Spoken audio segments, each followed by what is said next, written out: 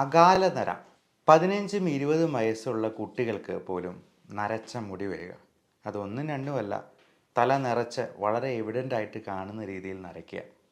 എന്തൊരു ബുദ്ധിമുട്ടുണ്ടാകുന്ന ഒരു സംഭവമാണല്ലേ.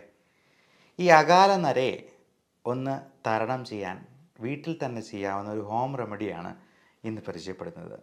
നമസ്കാരം, ഞാൻ doctor Bipin Jose, Pulma medical centre, Pala, Kanjirappally and Sulthan Bathery.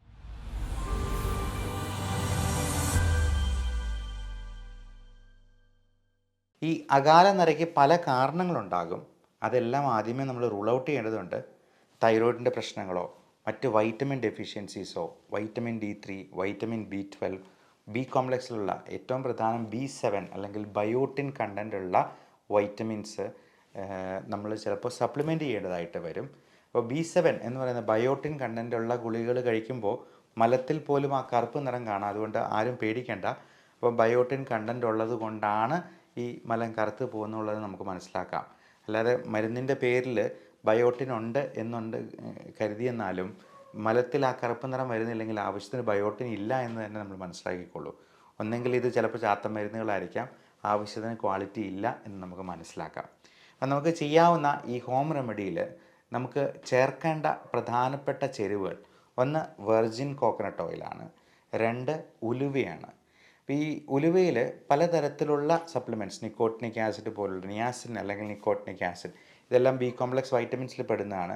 Lecithin എന്ന് പറയുന്ന കമ്പോണൻ്റ് ഉണ്ട്. ഇതെല്ലാം മുടിക്ക് നല്ല സ്ട്രെങ്ത് കിട്ടാനും അഴകുണ്ടാകാനും ആ സിൽക്കി നേച്ചർ മെയിൻറ്റെയിൻ ചെയ്യാനും ഒക്കെ സഹായിക്കാം. വെർജിൻ കോക്കനട്ട് ഓയിൽ എന്ന് പറയുന്നത് നല്ലൊരു മോയ്സ്ചറൈസറാണ്.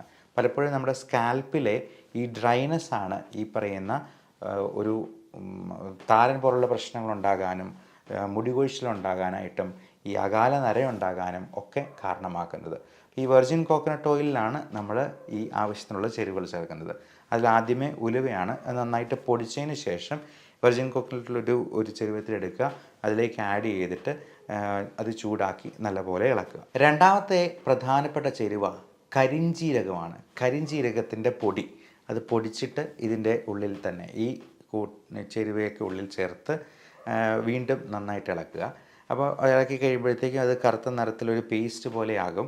അതിനുശേഷം നമ്മൾ അടുത്ത ആഡ് ചെയ്യേണ്ട സംഗതി മൈലാഞ്ചി പൊടിയാണ്. അത് മൈലാഞ്ചിയുടെ ഇല കൊണ്ട് തന്നെ നമുക്ക് വേണേൽ പൊടിച്ചുണ്ടാക്കാം.